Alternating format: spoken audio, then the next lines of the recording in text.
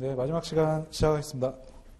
문제 2번부터 이제 보셔야 되는데, 문제 2번은 보신 바와 같이 통칙 3번의 나번을 다시 한번 제가 10점짜리로 냈습니다. 통칙 3번이 제일 중요하니까. 그렇죠? 둘 이상의 호에 분류 가능한 물품을 분류하기 위해서 관세율표의 분류 원칙에 대해서 약수를 하고, 통칙 3나에 소명을 하기 위한 세트로 된 물품의 요건하고 본질적인 특성을 결정하는 요소를 설명하시오.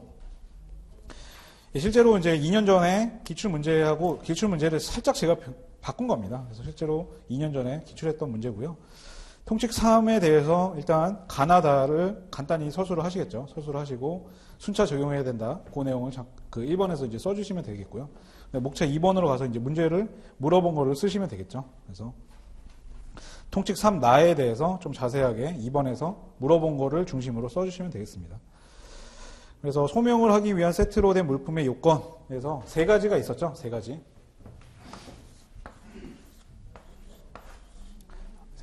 첫 번째가 그쵸?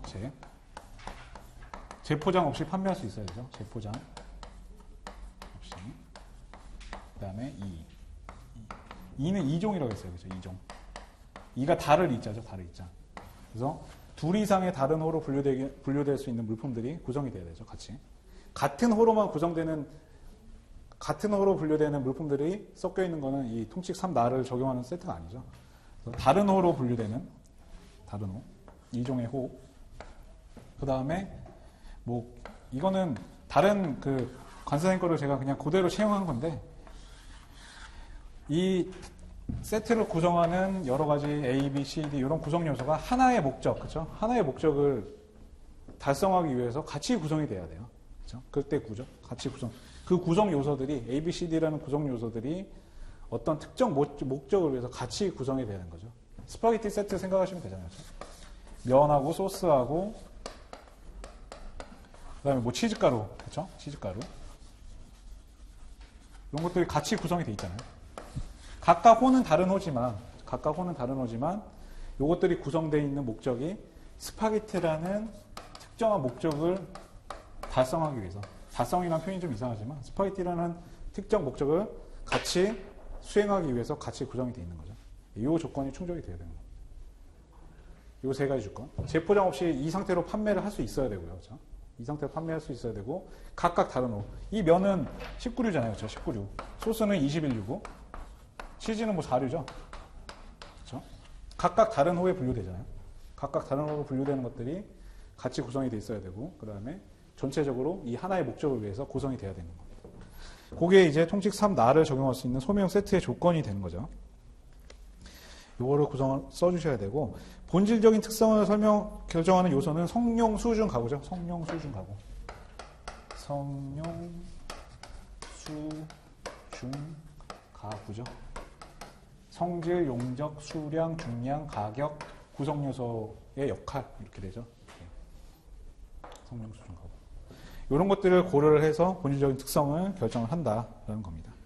가격이 굉장히 일방적으로 큰 게 있으면 아마 그쪽으로 본질적인 특성을 결정할 확률이 높은 거죠. 그렇죠? 또는 중량이 굉장히 크거나 그런 거를 전체적으로 종합적으로 고려해서 본질적인 특성을 결정을 하게 되는 겁니다. 그 내용을 이제 써주시면 되는 거고요. 그렇게 해서 이제 1번은 문제를 구성할 때 1번은 통칙 3에 대해서 약수를 하고, 그렇죠? 약수를 하고, 2번은 그 두 가지 성용, 수중, 가구, 제2구 요거를 설명을 하고, 마지막 마무리로 마무리를 굳이 하실 필요, 10점짜리 문제니까 굳이 하실 필요는 없지만, 저 같으면은 목차 3번 달아가지고 통칙 3을 해서도 분류할 수 없는 물품은 통칙 4에 의거해서 가장 유사한 호로 분류한다. 요거까지 써줄 것 같아요. 그렇죠? 마지막 목차 하나 더 달아가지고 그렇게 마무리하는 게 더 보기가 좋으니까. 그렇죠? 넘어가실게요. 넘어가시면 이제 문제 3번인데, 문제 3번은 해설서가 또 나왔어요. 그렇죠? 관세표 및 해설서에서 채소의 가공도와 관련해서 채소 7류로 가야 되겠죠. 7류. 채소의 가공도와 관련해서 다음의 내용을 설명하시오. 라고 되어 있네요. 다음의 내용을 설명하시오. 그래서 첫 번째 소목차를 봤더니 0716에 포함되는 물품과 제외되는 물품. 0716. 그 다음에 7류에 분류하기 위한 채소의 가공도. 요거는 해설서에 있는 내용을 쓰라는 얘기고요. 그 다음에 전분을 하면 뿌리, 전분 조제품 요 세 가지가 분류되는 각각의 류를 쓰라는 얘기고, 그 그 다음에 체두류라는 게 있는데 이 체두류의 가공도별로 신선한 체두류, 건조한 체두류의 분말들 이런 것들이 분류되는 류를 찾으란 얘기죠. 칠류를 보실게요. 칠류 이제 93페이지를 보시면 칠류에서 기본적으로 제일 먼저 나온 게 사료용 식물은 제외되는 거죠. 1214의 사료용 식물 제외한다. 93페이지 사료용 식물 제외한다. 그쵸? 그 내용. 요거를 이제 목차 1번에 간단히 써줄 수 있겠죠. 칠류는 식용의 채소와 뿌리, 개경 이런 것들이 분류가 되는데 사료용 식물은 제외된다. 이렇게 목차 1번으로 쓰실 수가 있겠고, 그 다음에 이제 문제에서 물어본 0712호의 건조한 채소에 포함되는 물품이라고 하면 주기정 3번, 4번 쓰란 얘기예요. 그렇죠? 주기정 3번, 4번. 주기정 3번 보시면 0712호에서는 0701호부터 0712호까지 해당하는 채소에 건조한 것을 모두 포함하며, 그렇죠? 여기까지가 있잖아요. 그렇죠? 0701호부터 0712호까지 해당하는 채소에 건조한 것 모두 포함하며 제외되는 것은 가나다라 4가지가 있죠. 거기에 주기정 4번까지 제외된 거죠. 따로 고추류는 워낙 중요하니까 따로 주기정 4번을 빼놓은 거죠. 빼놓은 건데 어쨌든 그것도 건조한 고추류도 0712호에서 제외가 되잖아요. 그렇죠? 그냥 신선한 고추는 0709잖아요. 0709. 0709에 이제 뭐 버섯이라든지 송로라든지 올리브라든지 케이퍼라든지 캡시컵성의 열매라든지 피멘타성의 열매라든지 뭐 스위트콘이라든지 호박류 가지 이런 게 다 분류가 되잖아요. 그렇죠? 고추도 포함되고. 그렇기 때문에 이거를 건조한 거는 주기정 3번에 의하면 0712호에 분류가 돼야 되는데 주기정 4번에서 건조한 고추류는 제외된다고 하고 있죠. 7류에서 아예 제외되죠. 9류로 가죠. 향신료로. 그래서 주기정 3번에서 이제 제외되는 게 뭔가 있는 걸 봤더니 건조한 채두류는 제외되죠. 건조한 채두류는 07135에 따로 분류하죠. 따로. 그 다음에 스위트콘인데 고운 가루라든지 가루 형태로 된 것들, 그렇죠? 가루 형태로 된 것들은 가루나 알갱이 형태로 된 것들은 제외되죠.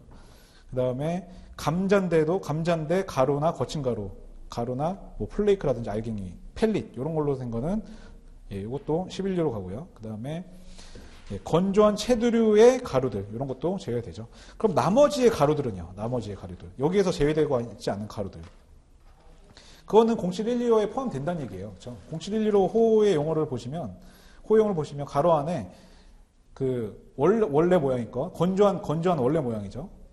채소를 그냥 건조한 그 상태뿐만이 아니라 부순 것 가로 모양으로 한정하면 이렇게 있잖아요. 그러니까 원칙은 건조한 거랑 가루랑 다 포함이 돼요. 0712호에. 그렇죠? 포함이 되는데 그 채두류의 가루라든지 감자의 가루라든지 그렇죠? 그다음에 스위트콘의 가루라든지 이런 것들은 제외된다는 얘기예요. 그렇죠? 다 11류로 가죠. 11류로. 스위트콘, 감자, 채두류. 그렇죠? 그리고 특이하게 채두류는 건조한 것도 따로 분류하죠. 0713호에. 그렇게 요 4가지를 써주고 거기에다가 주기정 4까지 꼭 써줘야 돼요. 주기정 4를 안 쓰면 안 돼요. 주기정 3만 쓰면 안 되고 주기정 4에 보시면 건조한 고추류도 이 류에서 제외되잖아요. 요것도 같이 써줘야 되겠죠. 고추류는 특이하게 건조를 해서 분쇄해서 분말을 만들면 건조한 채소가 아니라 09류의 향신료로 가는 거죠. 향신료. 0904호로 가니까. 요거까지 주기정 3번하고 4번을 써주는 문제고요. 가로 2번으로 넘어갈게요. 가로 2번 7류에 분류하기 위한 채소의 강화도. 요거는 저거 그 해설서에 있는 내용이잖아요. 그렇죠? 쓸 수 있는 내용. 2류, 3류하고 7류, 8류를 제가 많이 말씀드렸어요. 그렇죠? 기본 이론 할 때. 2류, 3류, 7류, 8류.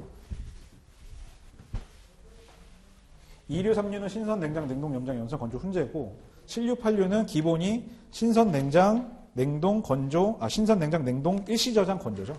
신선, 냉장, 냉동, 일시저장, 건조. 호의 구성체계에 있는 그 순서대로죠. 그렇죠? 신선, 냉장, 냉동, 일시저장, 건조까지. 그게 이제 기본이죠. 기본이죠. 거기보다 더 해설서에 가면 더 있어요. 그렇죠? 근데 문제는 해설서를 물어봤기 때문에 해설서는 아니네요. 문제 해설서는 해설서라는 거를 이제 3번에 문제에서 얘기를 했기 때문에 해설서에 있는 내용까지 써주는 게 좋겠네요. 그렇죠? 호의 구성체계만 보면 신선, 냉장, 냉동, 일시저장, 건조까지만 있잖아요. 호에서는. 근데 해설서에 보면 밀폐 용기라든지 공기 조절 포장 장치라든지 탈피, 껍질 벗긴 거죠. 탈피한다든지 뭐 탈각한 거라든지 이런 것들까지 포함이 되는 거죠. 해설서 보시면. 그 내용이 뒤에 96페이지에 있죠. 그렇죠? 96페이지에요. 예, 96페이지 있죠. 밀폐 용기, 공기 조절 포장 장치, 그다음에 가로 3번에 뭐 펄프 상태, 얇게 썬 거, 잘게 썬 거, 조각으로 된 거, 탈피, 탈각 이런 것까지. 그래서 요거까지 써주는 게 좋겠죠. 예. 문제에서 해설서를 얘기했기 때문에 요거까지 써주시는 게 좋고. 그 다음에 냉동은 좀 주의하셔야 돼요. 사실 뭐 이것까지 쓰기는 쉽지는 않은데 냉동을 보면 가로 안에 조리하지 아니한 것 또는 물에 삶거나 쪄서 조리한 것에 한한다 라고 되어 있어요. 그렇죠? 07105 보시면 이 얘기는 삶은 다음에 냉동한 것까지, 그렇죠? 또는 쪄서 조리한 다음에 냉동한 것까지 포함이 되는 거죠. 냉동에는. 그렇죠? 사실 이게 가로 안에 있는 표현까지 사실 자세히 보기는 어렵습니다. 어렵고 참고로 말씀드린 거고요.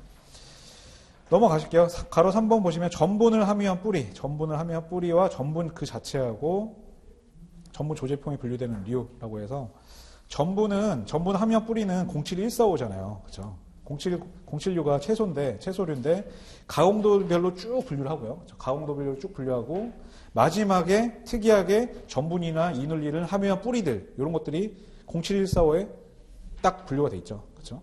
모든 가공도를 다 포함하죠. 07145는 신선, 냉장, 냉동, 건조까지 다 포함하죠. 신선, 냉장, 냉동, 건조까지. 펠릿도 포함하고 그렇죠? 매니옥, 칡뿌리, 뭐 고구마 이런 것들. 그렇죠? 전분이나 이눌린을 다량 함유한 뿌리. 그러니까 이 뿌리 자체는 이제 7류가 될 거고요. 전분 자체는 11류예요. 11류. 그렇죠? 11류고 11085죠. 전분하고 이눌린 11085에 있습니다. 그리고 전분 조제품은 어디였죠? 전분 조제품? 19류입니다. 그렇죠? 19류. 1901호죠. 전분 조제품. 1901호. 예, 그래서 요거는 뭐 따로 설명은 안 드릴게요. 그렇죠? 시간적으로도 그렇고 그냥 류를 쓰는 거니까. 그다음에 채두류의 가공도. 예, 채두류는 지금 주기정 3번에서도 말씀드렸지만 약간 특이해요. 그렇죠? 예, 기본적으로 채두류는 07085잖아요. 그렇죠? 07085의 채두류가 있어요. 근데 건조하면 07125로 가는 게 아니라 07135로 가죠. 예. 어쨌든 류로 쓰는 거니까 신선, 건조 둘 다 076죠. 76. 그다음에 가루. 예. 채두류의 가루. 예?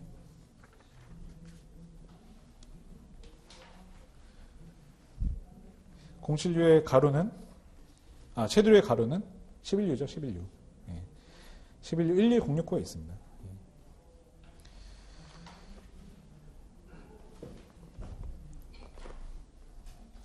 그래서 이 지금 주기정 3번에 있는 감자, 스위트콘 요거 있잖아요. 감자, 스위트콘, 채두류 요거를 주의하셔야 돼요. 그렇죠? 요것들은 가루들이 다 11류로 가요. 그렇죠? 감자, 스위트콘, 채두류. 그리고 고추류의 가루는 향신료로 가고요. 구류로 가고. 이제 7류에서 다 제외되죠. 요거를 주의를 하시면 됩니다. 예, 그거로 쓰는 내용이니까 별로 어려운 내용은 아니고요. 예. 어려운 내용이었네요. 쉬운 내용이 아니죠. 그렇죠? 코를 정확히 아셔야 되니까. 쉬운 내용이 아니었어요. 예, 주기정 문제 4번으로 넘어갈게요. 문제 4번. 사람 머리카락, 브러쉬 제조용의 동물의 털, 새의 깃털, 말의 털, 이 오류로 분류되기 위한 가공도의 범위 및 오류의 가공도 이상으로 가공한 물품이 분류되는 경우를 설명하시오. 어려운 문제죠. 예, 이것도 쉬운 문제가 아니에요. 그렇죠? 예, 오류로 한번 가실게요. 오류를 이제 복습하는 개념에서 오류를 저희가 많이 안 봤으니까 아직 오류를 한번 보시면 오류는 이제 다른 류로 분류되지 않은 동물성 생산품 중에 비식용의 것이 분류된다. 그것이 이제 핵심 키워드라고 첫 시간에 말씀을 드렸고요. 그 다음에 이제 뭐 원피라든지 원피의 페어링은 원피는 기본적으로 제외되는데 그렇죠? 새 원피라든지 페어링 웨스트는 0515에 0505, 0115에 포함되는 거 말씀드렸고 주기정 2번을 보시면 83페이지 주기정 2번 보시면 주기정 5번 보시면 사람 머리카락을 길이에 따라 선별한 것은 0501에서 가공하지 않은 것으로 본다라고 되어 있죠. 그래서 이거 제가 말씀드렸죠. 머리카락이 길고 짧은 게 있으니까 이렇게 선별을 한 거예요. 그렇죠? 선별한 거. 여기까지는 가공을 안 한 거죠. 여기까지는. 근데 문제는 뭐냐면 요 끝을 맞췄냐 안 맞췄냐. 이게 중요한 거예요. 그렇죠? 사람 머리카락은. 요 끝을 맞췄냐 안 맞췄냐. 요 끝을. 그래서 이 표현이 그거잖아요. 그렇죠? 양 끝을 정돈하지 않은 것으로 양 끝을 정돈하지 않은 것. 양 끝을 정돈하지 않은 것을 한정한다. 여기 가로 안에 있잖아요. 주기정 2번 가로 안에. 양 끝을 정돈하지 않은 것으로 한정한다. 이게 요 끝을 정돈을 했으면 가공을 한 걸로 보는 거예요. 그렇죠? 끝을 정돈하는. 그러니까 길이로 선별을 하긴 했어요. 했는데 정리는 안 한 거예요. 그냥 긴 거, 짧은 거 이렇게 옆머리는 짧고 윗머리는 길잖아요. 보통 남자들 같은 경우. 이 다 뽑아가지고 옆머리, 윗머리 분류만 해놓은 거예요. 분류만. 끝을 정돈한 건 아니에요. 정돈까지 하면 이제 가공한 걸 보는 거죠. 그래서 사람 머리카락은 그래요. 사람 머리카락은. 예. 그리고 3번은 중에서 3번은 이제 아이보리가 어디까지죠? 어디까지 코끼리, 하마, 해마, 일각고리, 산태지, 서각과 뭐 이빨들 이런 것들은 아이보리로 본다. 말의 털은 마석동물이나 소의 갈기털과 꼬리털을 말한다. 예. 나머지는 그렇게 어려운 게 없고요. 문제는 되게 어려워요. 그렇죠? 4번 문제는 사실 쉬운 문제가 아닙니다. 요거는 전체적인 그 96류나 이런 것까지 다 공부를 해야지만 쓸 수 있는 문제니까. 예, 그래서 그 사람 머리카락 같은 경우는 오류하고, 그렇죠? 오류하고 다른 류의 분류가 되죠, 그렇죠? 되게 많은데, 예. 요거를 수업 시간에 제가 썼는지 모르겠네. 사람 머리카락 제가 요걸 한번 써드릴게요. 뭐 기본이로 안 들으신 분도 계시니까 머리카락.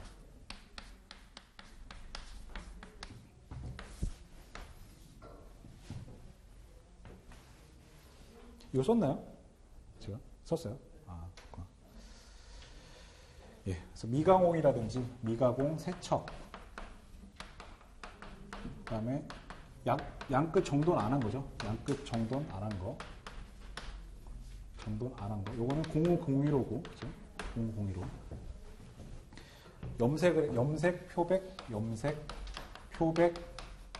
컬 가공 이런 거 하면은 67유로 가잖아요, 그렇죠? 6702호, 6703호죠. 6703호. 그다음에 가발은 6704호. 사람 머리카락으로 만든 가발이죠. 동물 털. 예. 그다음에 여과포 있잖아요, 여과포. 사람 머리카락으로 만든 여과포. 요거는 59115. 그다음에 헤어네트. 헤어네트는 이제 모자류가 분류되는 65류로 가네요. 6505. 이렇게 있죠. 되게 다양하게 분류가 됩니다. 그 다음에 이제 동물의 털이 있으니까 동물의 털인데 예, 그 브러쉬 제조용의 동물의 털이죠. 예. 브러쉬 제조용의 동물의 털은 두 가지죠, 그렇죠? 동물의 털은 오류 아니면 96류잖아요, 그렇죠? 오류가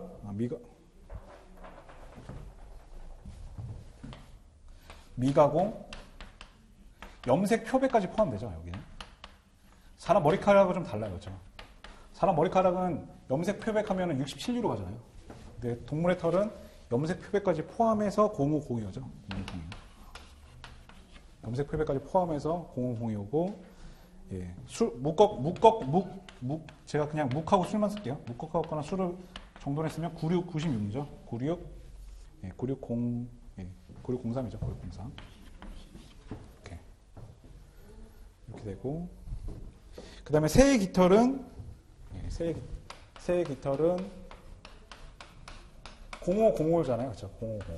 0505 또는 67유죠. 그렇죠? 6701. 그 다음에 말의 털도 0512죠. 0512로 또는 말의 털은 마모사가 있어요. 그렇죠? 마모사. 희한하게. 말의 털로 만든 실. 마모사는 51유네요. 그렇죠? 51유. 0512로 또는 51유.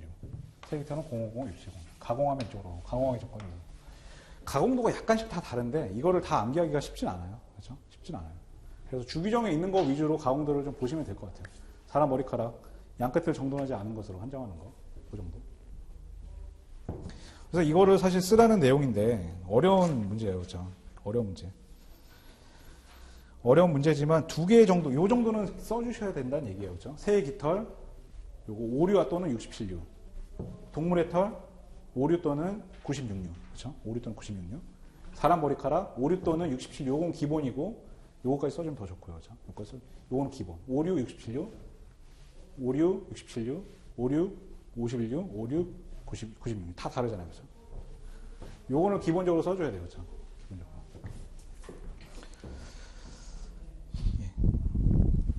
요거에 대해서 이제 뭐 설명을 하시오니까, 그죠? 사람 머리카락을 가공을 할 경우에는 67류로 가고, 동물의 털을 이제 묶었거나 수레 모양을 정단을 했을 경우에는 96류로 가고, 새의 깃털을 뭐 컬이나 표백이나 염색 가공 같은 걸 했으면 67류로 가고, 말의 털을 그 방적 공정을 통해서 그 말의 털로 만든 실로 가공을 하면 51류로 간다. 그런 내용을 쓰라는 얘기입니다. 되게 어려운 문제네요. 요거는 쉬운 문제가 아니네요. 그렇죠? 전체적으로 다 보셔야 되는 거니까. 넘어가겠습니다. 넘어가서 잠시만요. 오류를 좀 더 볼만한 게 있을까요? 오류 지금 저희가 이제 공부를 좀 하는 것도 중요하니까 중요한 거는 다 말씀을 드렸고 그 오류 호의 구성 체계를 좀 보시면 오류 호의 구성 체계를 보시면 678이 동물성 조각용 재료인 거 아시죠? 678, 0506, 0507, 0508 이 세 가지를 묶어 놓으시라고 제가 말씀드렸어요. 그렇죠? 뼈, 아이보리, 산호, 귀갑, 산호 이런 것들. 요거를 세 개를 묶어서 동물성 가공용 재료인데, 동물성 조각용 재료, 동물성 조각용 재료인데, 이거를 가공한 조각용 재료로 가면 9602로가 되죠. 가공을 하면. 이 자체로는 가공하기 전에 조각용 재료고요. 그렇죠? 요거를 가공을 하면 9602로로 가죠. 그 다음에 05095는 없어요. 그렇죠? 아예 없고. 없고 05105에 보면 중요한 게 있죠. 05105에 그렇죠. 의약품 제조용의 선고화 기간이 있잖아요. 의약품 제조용의 선고화 기간 05105 중요하죠, 그렇죠?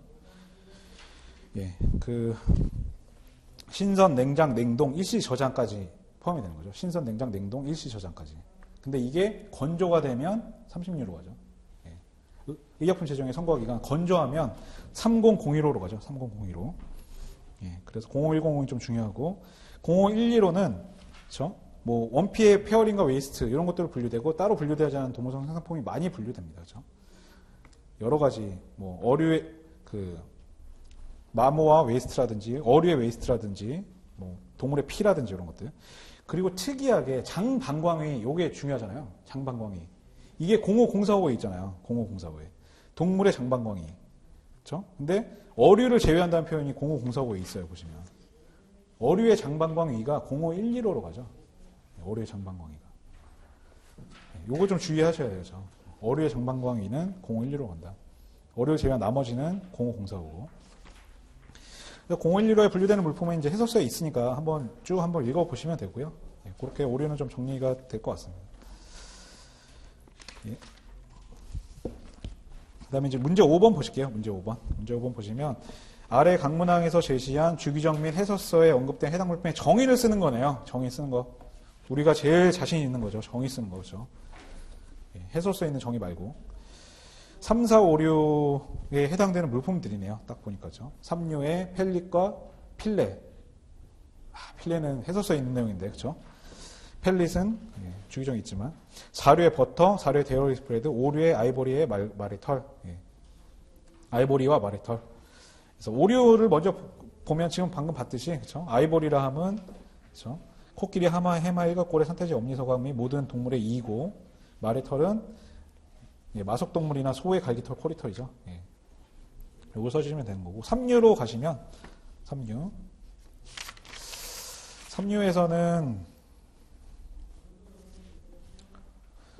뭐 따로 진도적인 측면에서 더 이상 설명드릴 게 특별한 게 없어요. 그렇죠? 펠릿의 정의 나왔고 제외되는 거는 첫 시간에 말씀드렸고 그렇죠? 펠릿이라 하면 직접 압축을 하거나 소량의 정렬제를 첨가하여 응결한 물품이죠. 펠릿은 뭐 이거는 뭐 워낙 많이 기출이 많이 돼가지고 3류에도 있고 뭐 2부에도 있고 4부에도 있고 44류 소호 주기정에도 있고 막 그렇죠. 그래서 요거를 이제 써주시면 되는 거고 필레는 해설서에 있는 내용이죠. 해설서에서 필레라 하면 고기의 등뼈와 나란하게 자른 길고 가늘한 고기 조각을 말한다. 이걸 써주시는 거고 예, 뭐 펠릿이나 필레의 그런 분류 이런 것도 뭐 써주실 수 있으면 좋겠지만 예, 안 물어봤으니까 굳이 쓸 필요는 없겠습니다. 보시고 이쯤 돼서 근데 이쯤 되면 이제 감이 오죠. 내가 시간이 남겠다, 모자르겠다. 시간이 남겠다 싶으면 더 써주시면 되고 모자르겠다 싶으면 물어본 것만 써주셔야 됩니다. 그렇죠? 5번까지 왔기 때문에 이쯤 되면 내가 감이 오죠. 잘 봤다, 못 봤다. 예, 이번 과목 성공. 예. 예. 근데 제가 말씀드렸지만 한 과목 망치거나 한 문제 망쳤다고 해서 절대 실망하거나 좌절하거나 그거에 몰입되면 안 돼요. 내가 실수한 거에. 50점짜리 못 써도 학교 갈 수 있다. 이런 뻔뻔함이 있어야 돼요, 사람이. 50점짜리 망쳐도 10점짜리에서 나 다 맞을 거야. 이런 자신감이 있어야 돼요. 다 못 맞추더라도. 예. 왜냐면 그런 자신감이 있어야지만 빨리 그걸 잊어버릴 수가 있어요. 근데 자꾸 그런 자신감이 없으면 내가 실수한 거에 자꾸 돌아보고 그러다 보면 다른 수업, 다른 시험까지, 다른 과목까지 그 영향이 가니까 그렇게 하시면 안 되고 못 썼다 하더라도 절대 실망하실 필요가 없습니다. 그래서 뭐 펠릿하고 펠릿은 이제 주기적에 있는 거, 필레는 해설서에 있는 내용이니까 요거는 뭐 어려운 게 아니고요. 버터하고 데어리 스프레드가 문제예요. 그렇죠? 버터하고 데어리 스프레드 막 숫자 나오고 막 그러니까. 그렇죠? 근데 요거는 뒤에 나오는 15분이나 이런 거에 비하면 거의 이거는 뭐 애교 수준이죠. 애교 수준. 그렇죠? 버터와 데어리 스프레드. 15부에 막 반평불기 형성공 나오고. 그래서 예. 거기에 비하면 예, 이거 버터하고 데어리 스프레드 요거는 거의 애교 처음에 봤을 때는 사실 충격이죠. 예, 이 주기를 처음 봤을 때 80% 이상, 95% 이하, 그렇죠? 무지유 고용분의 함유량이 100% 이하, 2% 이하, 최대 수분 함유량이 16% 이하. 이런 걸 어떻게 외울까? 그런 생각을 처음에 하는데 예, 1회 독을 하신 분이라면 이 정도는 뭐 그냥 가뿐하게 암기를 하셔야 되는 걸 아실 수가 있고요. 데어리 스프레드라고 하는 거는 예, 뭐죠? 데어리 스프레드가 뭐죠? 어떤 거죠? 데어리 스프레드? 데어리 스프레드 제가 그림 그려서 말씀드렸잖아요. 저. 에멀전 생각하시면 되죠. 에멀전인데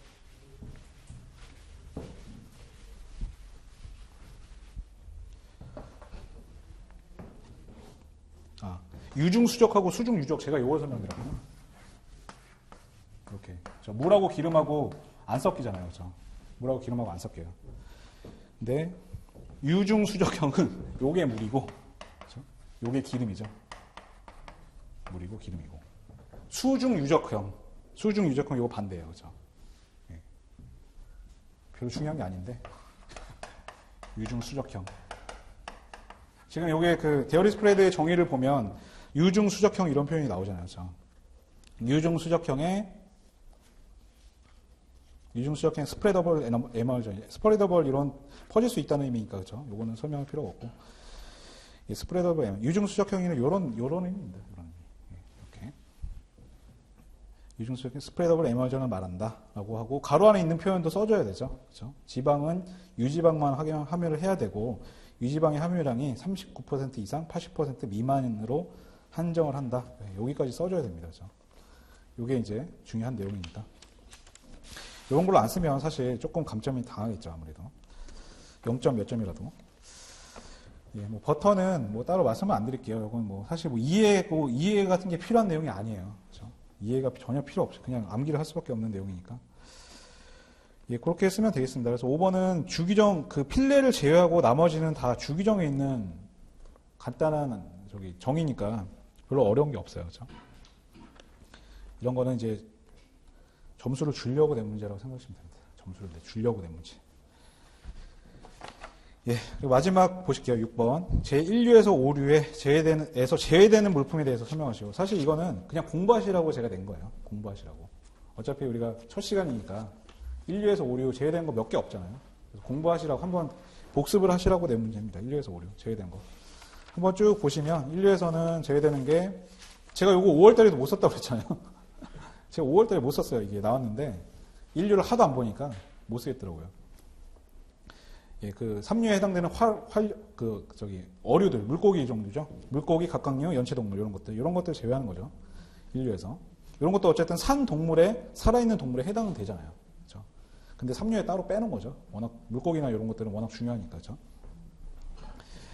그래서 이런 것들은 따로 빼놨다. 예, 이런 거는 삼류에 포함이 되는 거니까 요거는 빼고, 그 다음에, 예, 3002호의 미생물 폐하체. 이것도 이제 동물로 보는 건가 보죠. 그렇죠? 그래서 빼놓고, 그 다음에 특이하게, 예, 서커스용의 그런 동물. 예, 용도 자체가 서커스용, 예, 그런 말이라든지, 서커스용 말 같은 거. 그런 거는 특이하게 95류에 분류가 되죠. 요거는 제외되고.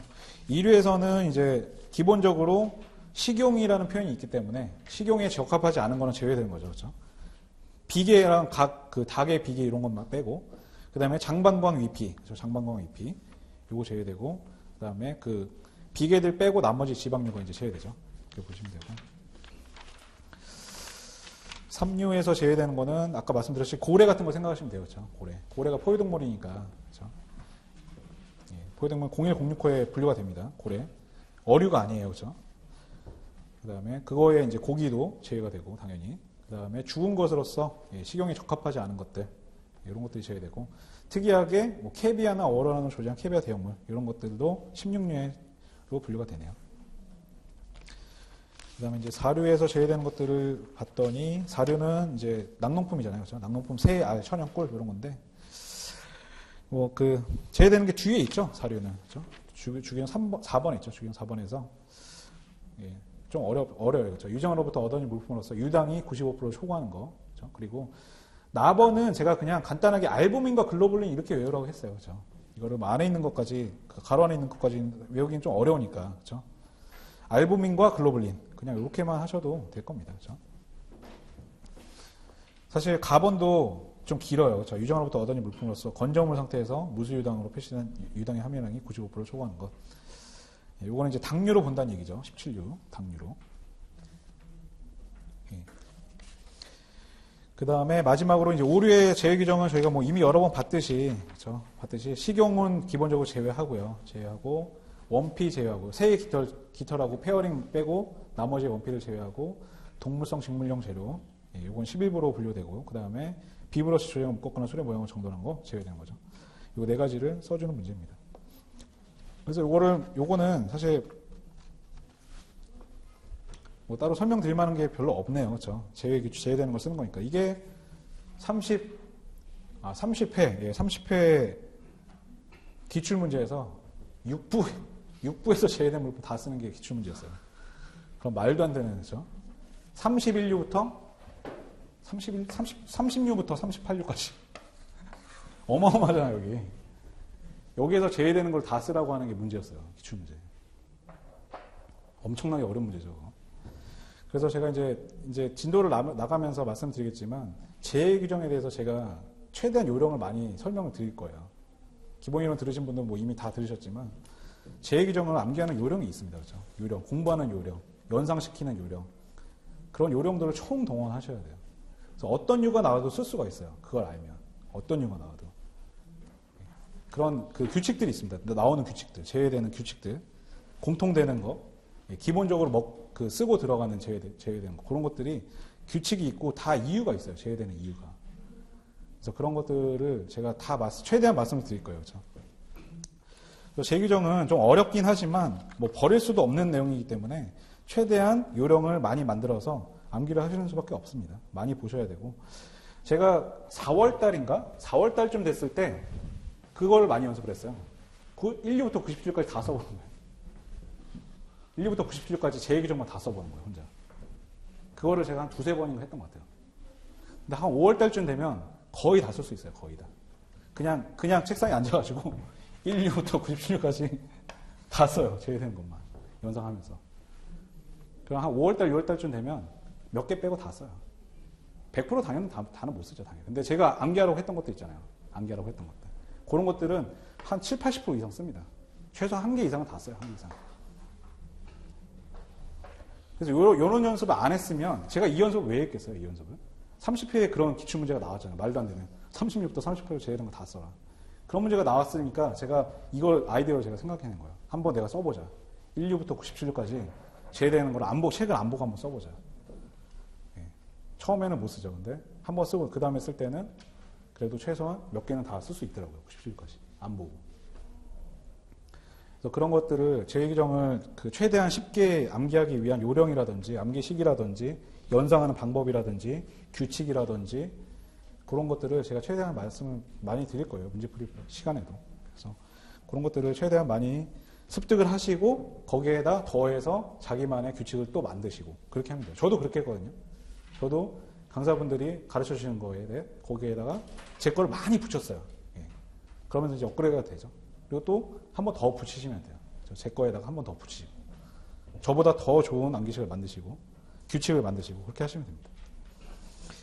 그래서 제가 말씀드렸던 거를 다 1년 안에 가능해요. 다 가능하시고 지금 이제 정상적으로 지금 만약에 이제 지금 이제 인터넷 강의를 들으시는 분도 있으니까 11월 달에 처음으로 이제 시작을 하신 분이라면 1차를 안 들으시고 사실 내년에 7월 달에 합격하는 거는 사실 확률적으로 봤을 때 거의 힘들다고 봐야죠.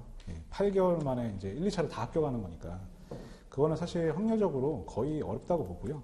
지금 이제 그런 분이 아니라면 1차를 공부를 하셨거나 또는 1차를 합격하신 분이라면 내년에 동차를 다 내년 동차 또는 유예를 합격하시면 다 목표를 하는 거죠.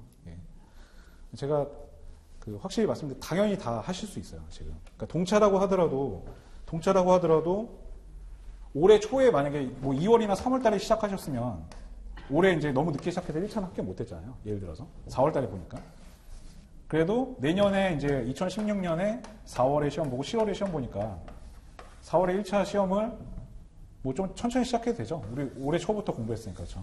그래서 4월에 요거 합격하고 올해 말까지 올해 뭐 12월이나 이때까지 2차 공부를 최대한 많이 하시고요. 그렇죠? 최대한 많이 하시고 4월에 1차 합격하고 이때도 1, 2, 3월 달에도 이거는 전략적으로 가시는 거예요. 전략적으로. 그렇죠? 전략적으로. 내가 어느 정도 비중을 1차랑 2차를 어느 정도 비중을 드느냐에 따라서 달라지는 거니까. 그래서 어쨌든 무조건 1차를 합격하시는 게 중요해요. 1차 합격하시고 나서 5, 6, 7, 5월달, 6월달, 7월달 이 3달 동안 승부를 거는 거죠. 그렇죠? 2차로 많이 공부가 돼 있으니까. 그렇죠? 많이 공부가 돼 있으니까 이때 승부를 걸면 충분히 가능하죠. 왜냐하면 기간으로 따지면 이것도 거의 1년 6개월이잖아요. 거의 그렇죠. 2월달부터 만약 시작했다고 하면 그렇죠? 1년 한 5개월 되는 거잖아요. 그렇죠? 1년 5개월. 17개월이죠. 17개월 만에 동차 합격은 가능해요. 충분히. 저도 유예긴 하지만 저도 이거잖아요. 저도 이거였거든요. 예. 그러니까 뭐 한 달 차이잖아요. 한 달 차이. 기간으로만 따지면. 언제 시작하느냐에 따라서 약간 다르지만. 그래서 뭐 유예고 동차고 이런 게 중요한 게 아니고 한 요 정도 1년이 좀 넘는 기간 정도를 목표로 잡으셨다면 내년에 다 합격하시는 걸 목표로 하셔야 돼요. 유예이신 분은 뭐 당연히 내년에 합격하는 걸 목표로 하셔야 되고 그리고 뭐 많이 제가 말씀을 드렸지만 2차 같은 경우에는 정말 목표를 높게 잡으셔야 돼요. 높게 잡으셔야 돼요. 제가 말씀드렸 저는 이제 90명, 저는 75명으로 뽑을 때 시작을 해서 저 때부터 이제 90명을 뽑았는데 저는 7명을 합격한다라고 생각을 하고 공부했다고 말씀드렸잖아요. 너무 많이 지겹죠? 이 얘기 하도 많이 들어가지고. 목표를 이렇게 하세요. 나는 7명을 뽑아도 합격한다. 나는 9명을 뽑아도 합격한다. 90명이 아니고 9명. 관세사 그냥 자기한테 세뇌를 시키시라고. 세뇌. 우리 이 시험은 9명 뽑는 시험이라고 생각하시는 거예요. 9명. 물론 저의 가치관과 안 맞는 분도 있어요. 분명히. 아니 뭐 그렇게 여기만 들면 되지. 이렇게 하실 수 있는데 단기간에 합격하기 위해서는 목표를 좀 높게 잡는 게 중요해요. 목표를. 보통 일반적으로 그렇잖아요. 공부뿐만 아니라 다른 것들도 요만큼 잡으면 한 요만큼 이루어지잖아요. 보통. 그렇죠? 내가 이렇게 예쁜 여자하고 사귀고 싶으면 보통 이 정도는 뭐 이상은 모델인데 제가 모델 사귈 수 있냐? 뭐가 안 되잖아요. 그거보다 약간 떨어지는 그렇잖아요. 모든 인생사가 그렇잖아요. 그렇죠? 내 목표보다 약간 떨어질 수밖에 없어요. 그래서 목표를 크게 잡으라는 이유가 그거예요. 7명 안에 들려고 노력을 하는 거예요. 세뇌를 시켜. 내가 9명 안에 든다, 나는. 9명을 뽑아도 난 들어간다. 이렇게 목표를 잡고, 목표를 크게 잡고 공부를 하시는 거예요. 네. 근데 처음부터 여기를 잡고 하면, 여기가 안 될 가능성, 여기가 될 가능성이 높은 거죠. 여기가 되면 불안하잖아요. 합격할 수도 있고 떨어질 수도 있고. 그러니까 처음부터 목표를 요걸로 잡고 하세요. 처음부터. 2차 같은 경우에는. 왜냐면 2차는 양이 너무 많기 때문에 단기간에 확 올리기가 쉽지가 않아요, 등수를. 그래서 처음에 이제 1월 달에 모의고사를 시작을 하실 때 내가 최소한 뭐 최상위권은 아니더라도 그래도 한 여기 중상위권에선 시작한다. 물론 목표는 여기로 하시는 게 좋아요. 저도 이렇게 했고 여기서 시작을 해서 굳히기 전략, 굳히기. 예, 굳히기 알죠? 굳히기. 예. 상위권을 시작해서 떨어지지 않게 발버둥 치면서 또 굳히기를 하는 거죠. 근데 그게 치고 올라가는 것보다 나아요. 그렇죠? 치고 올라가는 게 좀 쉬울 수도 있어. 한 이 정도에서 약간 사람이 탄력을 받으면 쭉쭉 올라가는 맛이 있잖아요. 그래서 한 이 정도부터 시작을 해도 그 사람의 성향에 따라서 정말 이렇게 좀 이렇게 공격적으로 치고 올라가는 그런 느낌도 있거든요, 사실. 예, 그런 느낌도 있는데 너무 하위권에서 올라가기는 쉽지 않아요. 솔직히 말해서 2차는. 그래서 가능하면은 최소한 중간 이상에서는 시작을 해야지 합격권에 들 수 있다라고 생각을 하시고요. 기왕이면 상위권에서 시작해서 상위권을 끊는다. 이런 목표를 가지시는 게 좋아요. 2차는. 그래서 제가 5월달, 저는 이제 4월달에 1차 시험을 합격을 하고 5월달, 6월달에 동차반을 들었다고 말씀드렸잖아요. 동차반. 이걸 왜 듣냐고 그러죠, 사람들이. 네가 동차반을 왜 들어, 지금. 책도 없으면서 동차반을. 예. 하나라도 더 빨리 보려고. 그래서 제가 5월달, 6월달에 보니까 관세협회원 상품학은 택도 없어요. 그렇죠. 2달 동안 해가지고는 주기정도 다 못 읽고 끝나. 그래서 이거 아니구나 이거는. 그래서 관평 하나만 판 거예요. 관평 하나만. 관평 양이 별로 없잖아요. 관평 하나만 팠어요. 5월달, 6월달. 다른 거 듣긴 들었어요. 관세법, HS, 무역시물 수업 들었는데 당연히 무슨 말인지 하나도 모르죠. 하나도 모르는 상태에서 관평은 그래도 양이 조금 할만해. 그래서 책을 여러 번 봤어요. 2달 동안. 요거 하나만 판 거죠.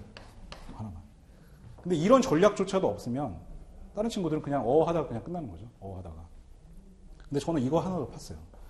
되게 편해지는 거예요. 관평에 대해서 5, 6월 달에 디테일하게 깊게는 모르지만 그래도 최소한 가산 요소, 공제 요소, 1방법부터 6방법까지 전체적인 그림은 머릿속에 들어와 있는 거예요. 그러면 7월 달부터 기본 이론 시작할 때 훨씬 쉬워지죠.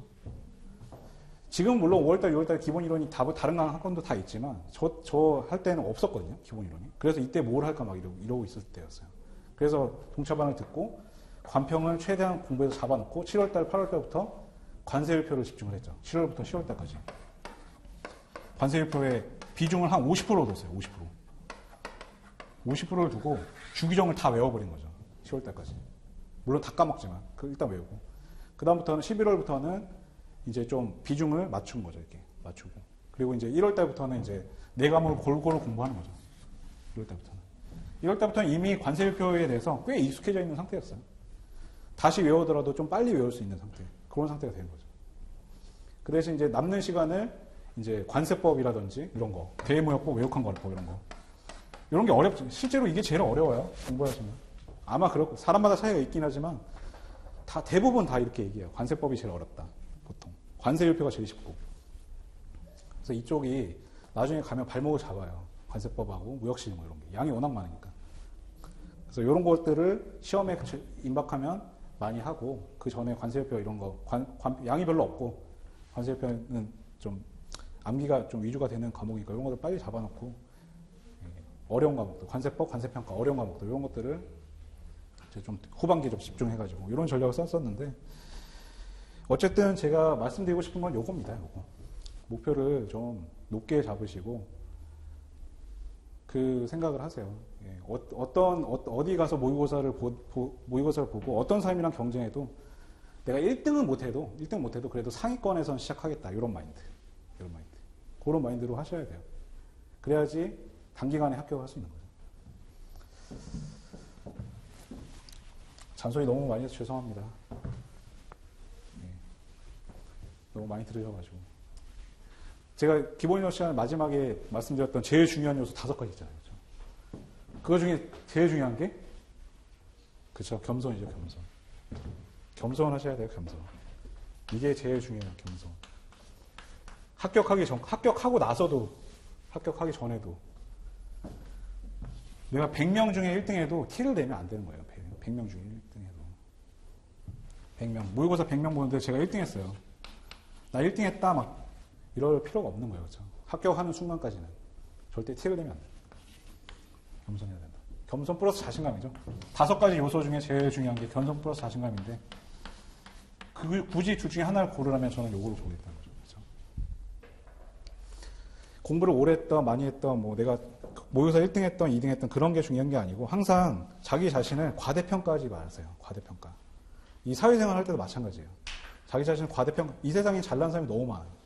나보다 뛰어난 사람이 너무 많고 그래서 항상 나보다 뛰어난 사람이 있다라는 걸 전제하시고 모의고사에 안 나오는데 숨은 고수들 막 인터넷 강의로 상간 벽지에서 막 다 듣고 있어요. 저 모의고사 나오면 막 1등하고 막 그래요.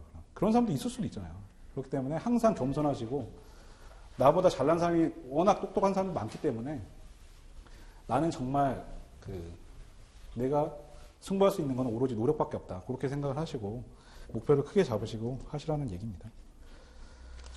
예, 그렇게 하시면 될 것 같아요. 그래서 오늘은 요 정도로 마치고 제가 일단 오늘 첫 시간이니까 이렇게 하고요. 다음 시간부터는 그 다음에 모의고사를 몇 류까지 나갈지 제가 말씀을 드릴 건데 오늘은 사실 제가 9류까지만 한 거예요. 9류까지만 했고 10류 곡물부터는 문제 없거든요.